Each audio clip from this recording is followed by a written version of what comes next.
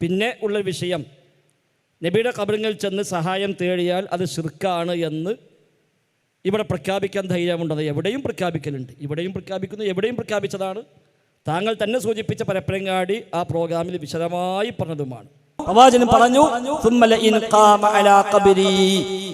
പിന്നീട് ആ ഈസ നബി സല്ലല്ലാഹു അലൈഹി വസല്ലം എന്റെ ഖബറിൽ വന്നു നിൽക്കുന്നുവെങ്കിൽ, വഖാല യാ മുഹമ്മദ്, എന്നിട്ട് യാ മുഹമ്മദ് എന്ന് പറയുന്നുവെങ്കിൽ, ലഉജീബന്നഹു, തീർച്ചയായും ഞാൻ ആ വിളിക്ക്, ആ ഈസ നബിക്ക് ഉത്തരം നൽകുക തന്നെ ചെയ്യും. ഹദീസാണ് ഇത്. രണ്ട് അമ്പിയാക്കന്മാർ തമ്മിൽ നടക്കുന്ന ഒരു സംഭവമാണ്. അത് രണ്ടുപേരും മുഴുജത്തുള്ളവരാണ്, രണ്ടുപേരും നബിമാരാണ്. ശിർക്ക് മുഴുജത്തിലും ഉണ്ടാവൂല, ഉണ്ടായിട്ടില്ല. അത് ബേസ് ചെയ്തിട്ട് നമ്മവിടെ പോയി വിളിച്ച ഉത്തരം കിട്ടുമെന്ന് പറഞ്ഞാൽ അത് ശിർക്ക് തന്നെയാണ്. ഇവിടെ ശിർക്ക് മുസ്ലിങ്ങൾ ചെയ്താലും ശിർക്ക്, നമ്മൾ ചെയ്താലും ശിർക്ക്, അത് തർക്കമില്ലല്ലോ. ആര് ചെയ്താലും ശിർക്ക് ശിർക്ക് തന്നെ, റസൂൽ ചെയ്താലും ശിർക്ക് ശിർക്ക് തന്നെ.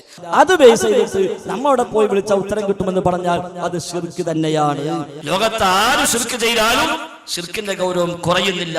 കാരണം അല്ലാഹു തആല വിശുദ്ധ ഖുർആനിൽ 25 അമ്പിയാക്കന്മാരെ പേര് പറഞ്ഞുവല്ലോ.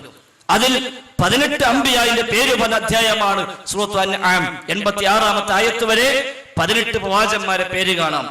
87-ാമത്തെ ആയത്തിൽ ആ അമ്പിയായിനെ പിൻപറ്റിയവരെ പറ്റിയുള്ള പരാമർശം കാണാം. 88-ാമത്തെ ആയത്തിൽ അല്ലാഹു തആല പറഞ്ഞത്, വലൗ അസ്റകൂ ലഹബിത അൻഹും മാ കാനൂ യഅമലൂൻ.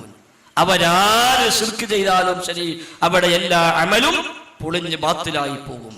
നബിയുടെ ഖബറിൽ ചെന്ന് സഹായം തേടിയാൽ അത് ശിർക്കാണ് എന്ന് ഇവിടെ പ്രഖ്യാപിക്കാൻ ധൈര്യമുണ്ടത് എവിടെയും പ്രഖ്യാപിക്കലുണ്ട്. ഇവിടെയും പ്രഖ്യാപിക്കുന്നു, എവിടെയും പ്രഖ്യാപിച്ചതാണ്.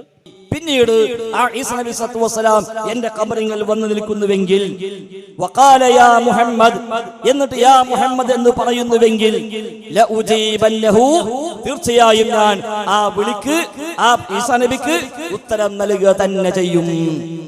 ഹദീസാണ്.